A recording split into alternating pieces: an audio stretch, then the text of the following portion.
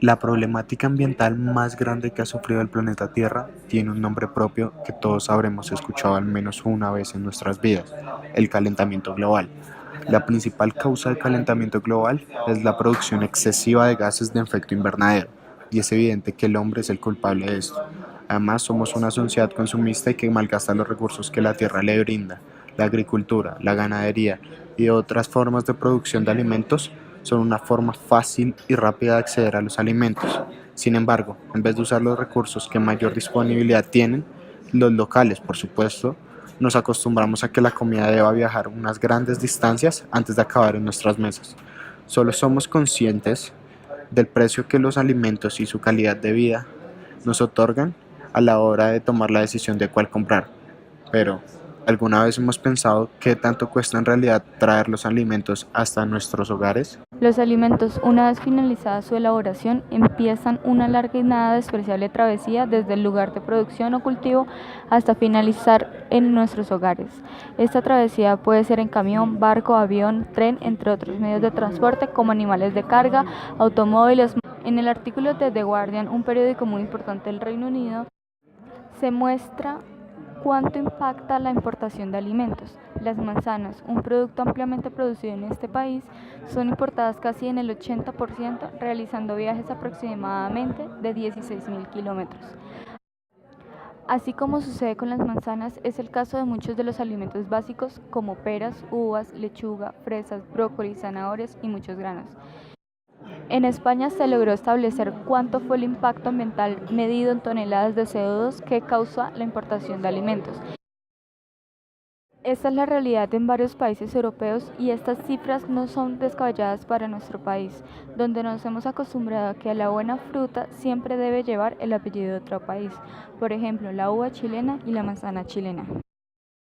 ¿Cuánto viaja la comida que importa Colombia?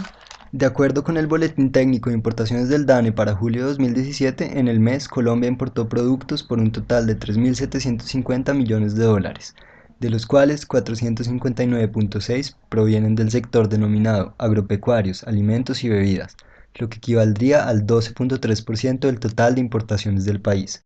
Revisando un informe de la DIAN del 2015, podemos entender más acerca de la procedencia de los productos importados y cómo viajan hasta acá.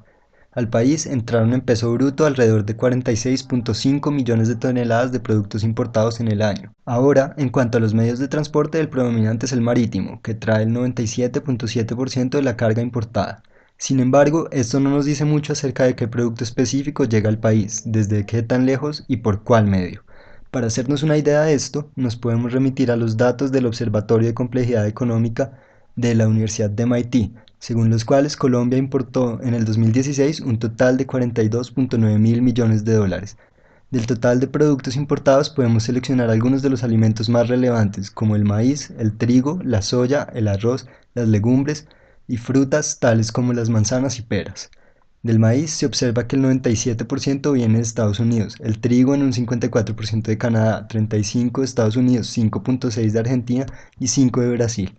La soya se trae en un 92% de Estados Unidos y el restante de Bolivia. El arroz viene en un 45% de Estados Unidos y el restante se trae principalmente de países suramericanos.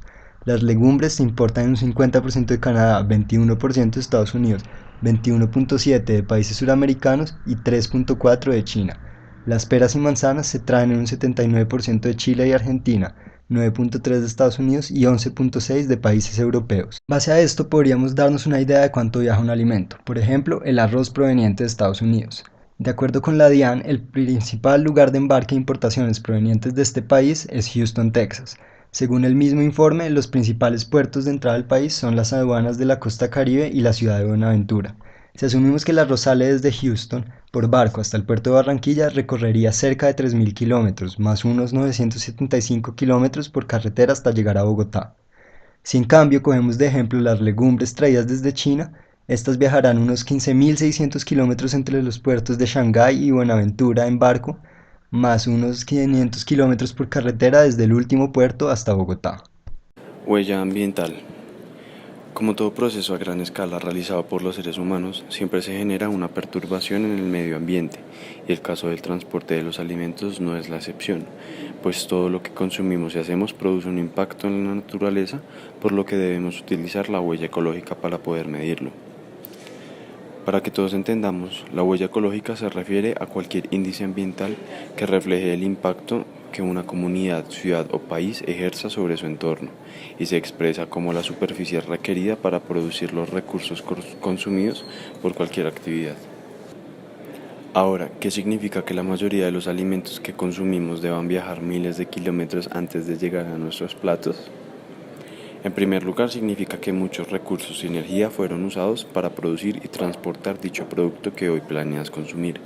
Pero más allá de esto, significa que consumir alimentos no producidos en donde resides conlleva un elevado uso de energía para mantenerlos refrigerados y un alto uso de combustibles fósiles para su transporte, sin mencionar el uso de sustancias químicas que se les aplican para ser aptos para el consumo durante lapsos de tiempo prolongados como conservantes y pesticidas.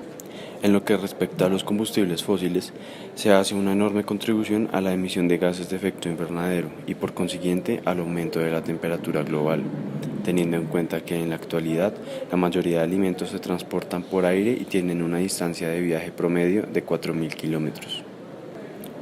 Según lo anterior, en el año 2007 la huella ecológica correspondió a 6.64 millones de hectáreas y se espera que el 2017 este índice haya aumentado.